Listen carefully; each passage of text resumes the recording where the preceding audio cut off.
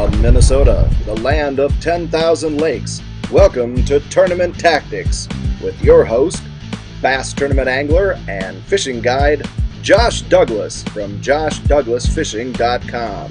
Here's Josh. Hi guys, this is Josh here from JoshDouglasFishing.com. Today I'm on one of my favorite lakes here in Minnesota, fishing offshore structure for largemouth bass.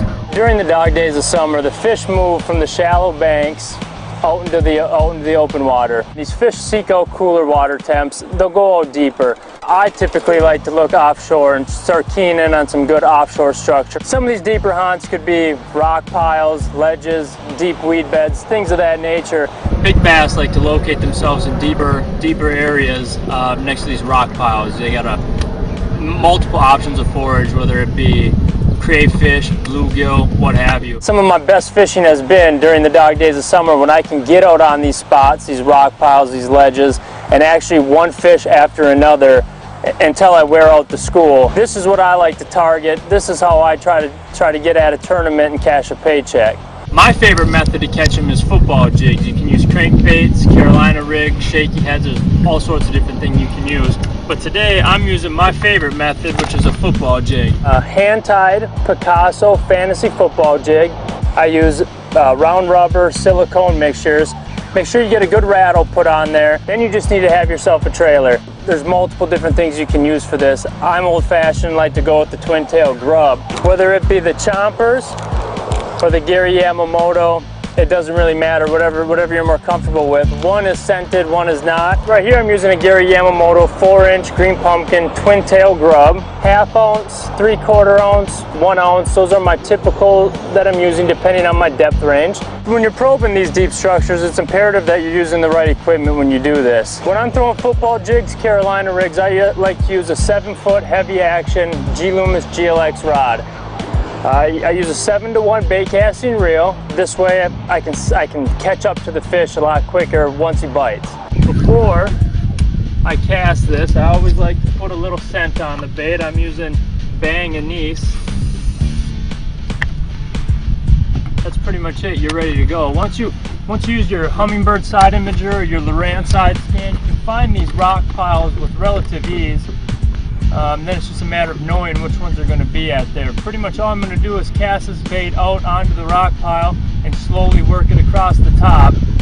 Hopefully that'll trigger a strike. Once you catch your first 5-pounder on a football jig, there's really nothing much else to do.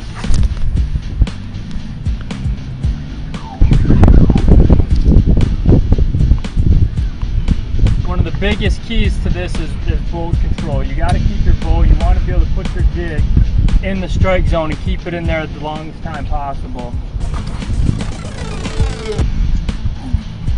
There's one right there.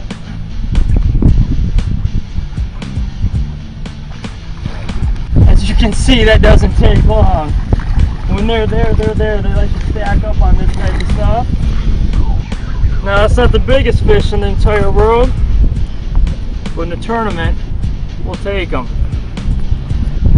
Not a bad little 2-pounder. So my jig's good to go. Paddle's good. Let me try it again.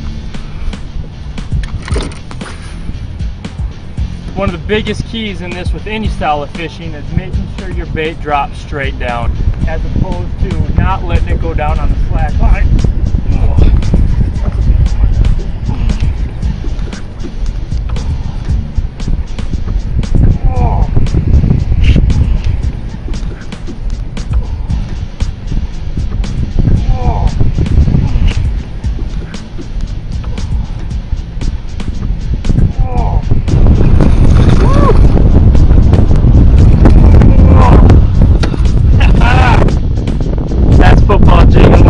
Right there. That's a healthy fish. That's what you're looking for in a tournament.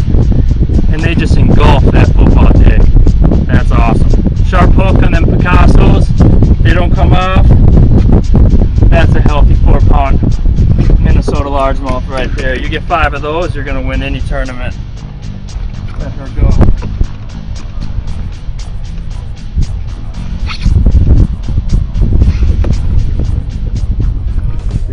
During these summer months, when they're in these larger schools, a lot of times it's just a matter of activating the school. get a lure on there, get them going, get them excited, and it can be literally fish after fish after fish until you wear that school out.